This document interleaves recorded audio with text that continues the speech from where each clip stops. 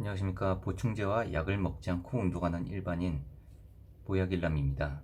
지난 시간에 보디빌딩식 훈련을 하기 위해서 등속도 운동을 써야 하는지 가속도 운동을 써야 하는지에 대해서 이야기해 보았습니다. 이번 시간에는 조금 더 나아가서 물리학적 개념을 통해서 왜 등속도 운동을 해야 하는지 한번 이야기해 보는 시간을 갖도록 하겠습니다. 이야기를 진행하기 위해서 일반적인 바벨컬 동작을 통해서 설명해 드리겠습니다. 움직이는 지점이 너무 많으면 계산하기 복잡해지니 팔꿈치는 고정된 상태로 있다고 생각해 보겠습니다. 그렇다면 바벨컬 동작에서는 이완과 수축을 하면서 움직이는 바벨을 잡고 있는 손의 궤적은 원홀을 그리면서 운동을 하게 됩니다. 이 원홀을 그리며 운동할 수 있는 힘의 공식은 돌림힘 또는 토크 공식이 있겠습니다. 일단 기본적인 토크 공식은요. 토크는 손부터 팔꿈치까지의 반지름 R 그리고 힘 곱하기 사인 파이로 설명할 수가 있겠습니다. 우리 반지름은 다들 이해할 수 있다고 생각합니다. 하지만 여기서 힘 곱하기 이 사인 파이의 의미에 대해서는 지금부터 자세히 설명해 드리겠습니다. 이 힘이라는 단위는요. 어떠한 물체의 질량 곱하기 가속도라고 할 수 있겠습니다. 이 두 단위를 곱해주게 되면 킬로그램 미터 퍼 세크의 제곱, 즉 뉴턴이라는 힘의 단위가 되겠습니다. 뉴턴. 여기서 말하는 뉴턴은 여러분들이 알고 있는 그 뉴턴이 맞습니다. 그리고 여기 사인 파이에 대한 의미에 대해서도 한번 알아보겠습니다. 팔꿈치에서부터 바벨을 잡고 있는 손까지 이어지는 이 선에 대한 연장선을 한번 그려보겠습니다. 우리가 기본적으로 심한 가속도 치팅을 쓰게 된다면 이 들어 올려지는 이 바벨의 힘의 방향은 예를 들어서 몸보다는 바깥쪽을 향하게 될 것이라고 생각합니다. 그랬을 경우에 팔꿈치에서부터 이 손까지 그리고 또 그 이후로 이어지는 이 연장선과 이 힘의 방향에 대한 이 각도를 파이라고 하겠습니다. 우리가 일단 치팅, 즉 큰 가속도를 이용하여 운동하게 된다면 이 힘의 방향은 중력의 반대 방향이 아닌 우리 몸에서 떨어지는 방향으로 힘이 작용할 것입니다. 그리고 이 사인 파이에 대한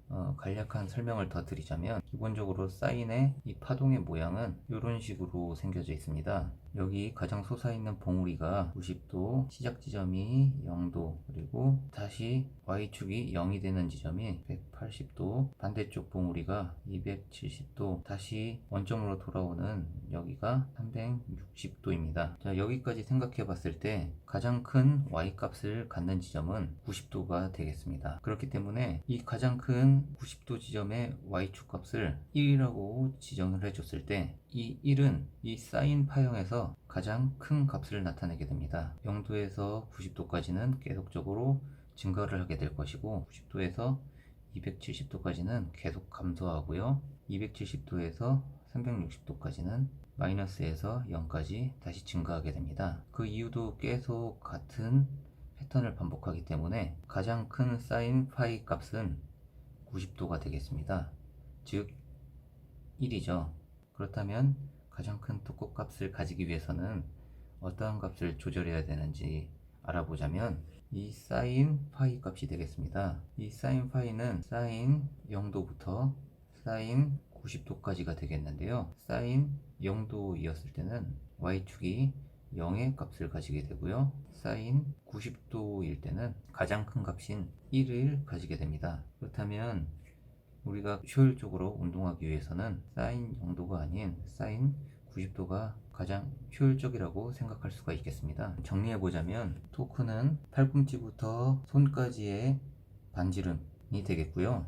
곱하기 F 즉 힘의 값 곱하기 사인 90도가 가장 효율적인 운동을 할 수 있는 값이 되겠습니다. 사인 90도는 아까 말씀드렸듯이 1이기 때문에 다시 한번 더 정리해 보자면 토크는 반지름 곱하기 F 곱하기 1이 되겠습니다. 한 번 더 정리를 하자면 토크는 반지름 곱하기 힘이 될 것입니다. 그래서 이 힘의 방향을 사인 90도로 보정을 해보자면 이 손에서부터 시작되는 90도인 이러한 방향의 힘을 가지게 될 것입니다. 그러면 이러한 궁금증을 가질 수가 있겠습니다. 반지름과 힘의 조절 없이 사인 값만 조정해야 되는 이유에 대해서 설명해 드리자면 이 반지름을 증가시키면 그것 또한 증가하게 되어 있습니다. 하지만 우리의 팔 길이는 늘어나거나 줄어들지 않기 때문에 이 반지름은 조절할 수 없다는 이야기입니다.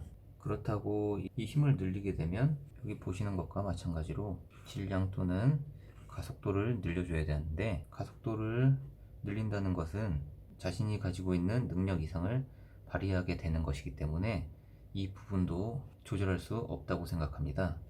그래서 반지름과 힘도 마찬가지로 고정시킬 수밖에 없고요. 그렇다면 우리가 조절할 수 있는 건 힘 다음으로 있는 사인 파이 값이고, 이 사인 파이 값이 가장 클 때가 사인 90도이기 때문에 이 사인 90도는 1입니다. 여기 보시는 것과 마찬가지로 1이 되겠죠. 그래서 결과적으로 가장 효율적인 토크를 내기 위해서는 반지름 곱하기 힘이었을 때가 가장 효율적으로 우리 이두근의 장력을 유지할 수 있는 방법이라고 생각합니다. 그렇지만 우리는 지구 중심으로 향하는 이 중력이라는 값 때문에 사인 90도, 즉 여기 보이는 힘의 방향이 최선의 선택이 아니라 이 중력의 반대 방향과 사인 90도의 힘의 방향, 요 사이의 값이 이두근의 장력을 가장 효율적으로 이용하기에 좋은 각도라고 생각합니다.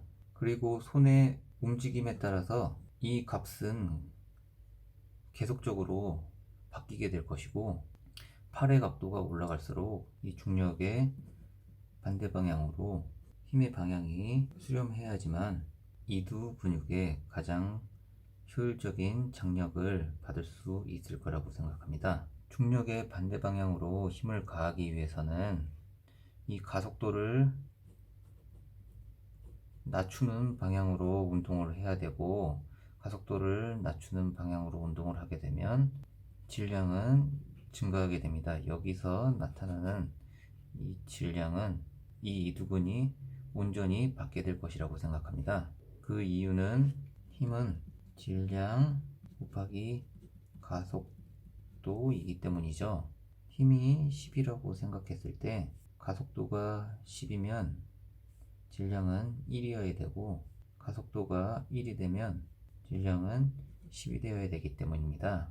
이 가속도를 낮출수록 질량은 증가하게 되고, 증가한 질량은 우리가 운동의 목적을 가지고 있는 이 두근에 오롯이 받게 될 것이라고 생각합니다. 여기까지 어떻게 하면 효율적으로 근육을 키울 수 있는지 고전역학적으로 한번 알아보았습니다. 시청해 주셔서 감사합니다. 보충제와 약을 먹지 않고 운동하는 일반인 보약일남이었습니다. 감사합니다.